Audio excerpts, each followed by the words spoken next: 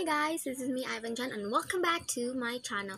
So today, I am back with a new video and as you can see, maikli na yung buhok ko than the past video kasi pinutulan ko siya on my own using scissors and sa harap lang siya ng salamin ko siya pinutol.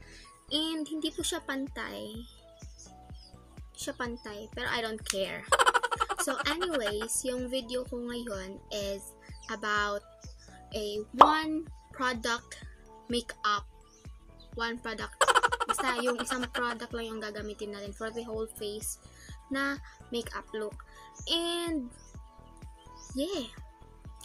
So today is April 14, exactly 2 days after i-release yung MV ng BTS na Boy With Love. And nag-decide ako na mag-stop muna sa pag-stream kasi natotoxican pa ako. Ang daming ganap, ang daming natitrigger ako. So, ayun, nag-decide ako na mag-video muna para naman may magawa akong matino-tino sa buhay ko kahit na yung video ay hindi matino. And yes, so as you can see, wala pa akong ang laki ng noo. Kaya ako may bangs kasi ang laki ng noo ko. Diba? Hindi po ako nag-bangs to cosplay Lisa at the first place. Nag-bangs po ako to hide this during airport. So, guys, ito na po. Wala pa akong nilagay na kahit anong product sa mukha ko.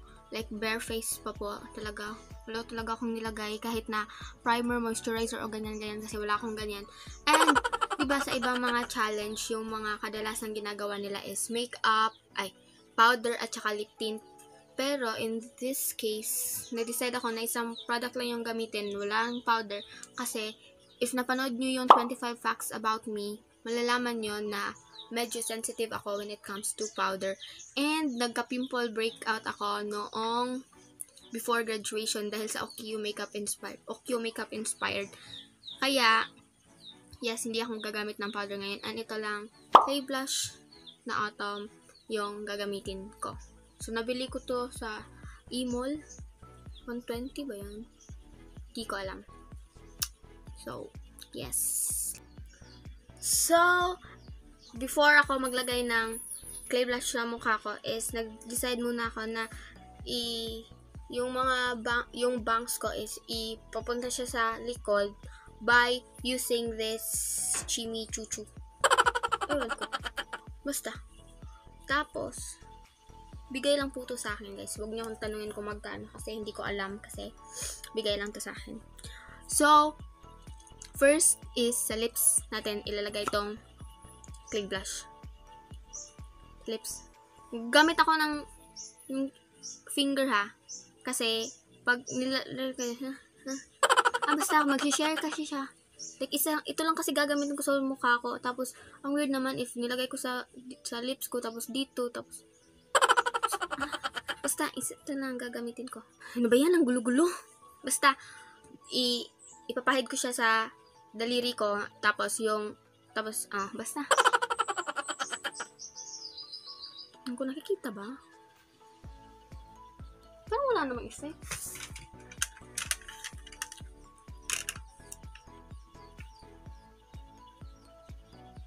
Teka, hindi nila makita. Ano ba tong YouTuber na ta? Yung likod ng salamin yung nakikita eh.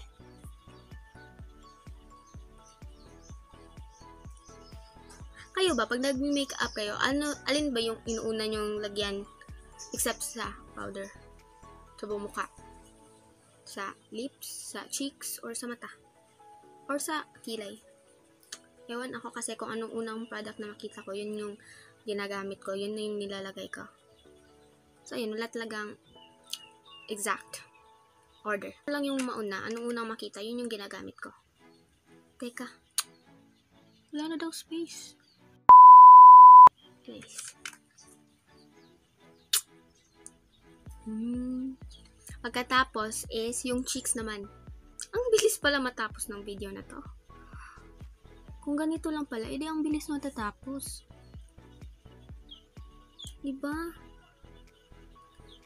So, paano ba? Yung paglalagay nyo ng tint sa cheeks nyo, Pag ganun ba, like yung pag ganun, or yung parang drunken effect na kagaya ng kay Andrea Brillantes. Ako kasi ganito, yung parang kang Andrea Brillantes. Ganda ni Andrea, no? Tapos ang bata pa niya. Ako feel ko, habang patanda ako, lalo akong pumapangit. Like, everyday, ko yung sarili ko sa salamin. Ang pangit-pangit talaga, bro. Hindi siya halata. So, recently, nag-eyes therapy ako kasi sabi nila, nakaka-firm daw yun ng skin at nakaka-result ng, ano ba yan?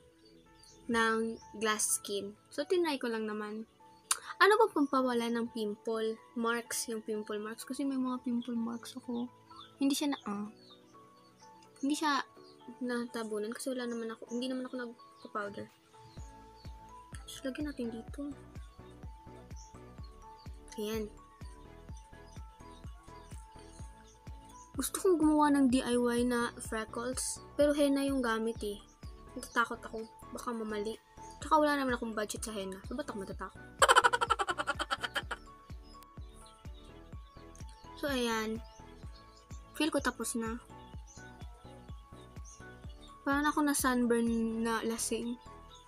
Drunken effect na. So, ayan. Magpaano tayo dito. Tapos sun-kissed. Charot. Natapos is eyeshadow. So, hindi ko pa natatry na gumamit ng clay blush for eyeshadow. Pero, try natin ngayon. Ba't ganda? Gandang-ganda ako sa sarili ko dito. Oh. Dito na lang ako. Na? Ganyan talaga reply ko pag may mga nagsasabi, Ate Jen, ang ganda mo dyan. No? So, dito na lang ako.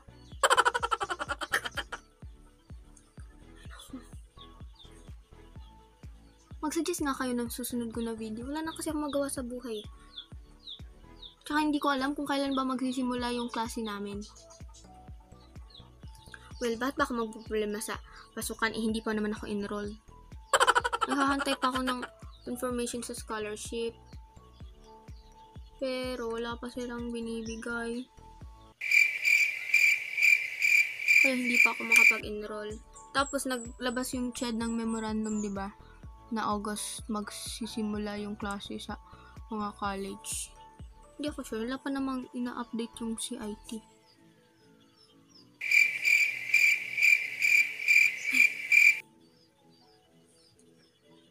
Ayan na, tapos na.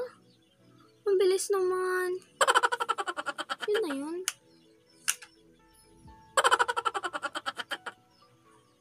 Yun na. Yun na talaga. Wala nang, diba? Ano, magpa-plancha ako ng buhok dito. Ano? Yun na talaga. Wala na. So, ito na siya, guys. Ito na yung final na look with using ito. Autumn Clay Blush. Ito na nilagay ko dyan for drunken effect. So, lips. At saka dito sa mata na hindi naman halata. Pero halata naman dito. Halata naman, oh. Yan, hindi halata. Sa lighting siguro. Pangit. Yan na lang. So, ayusin na natin yung buhok. Para mas... Annyeonghaseyo.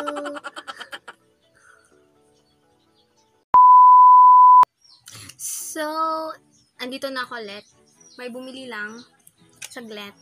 So, itutuloy ko na yung pag-aura. Magsusupply muna ako. Teka lang. Ito yung gusto ko pag may clean yung buhok eh. Kasi, hindi mahirap supplyin. Like, gano'n. Tapos na. Hindi pag mahaba na gaganito yung diba? So, pag maikli, ganyan lang. Tapos yung bangs ka. Uy, nag-wonder talaga ako ba't hindi natitinag yung bangs ni Lisa. No? Nakikita yung mga performance niya. Kahit gumanon siya, hindi man tatanggal yung bangs. Hindi talaga matatanggal. Sa pwesto nila yung bangs. So, anyways, ito na yung final look. Pwede na bang pang thumbnail? Anyways, bye guys. So, yun lang. If you have any video suggestions, just comment it down below. and stream Boy in Love for clearer skin.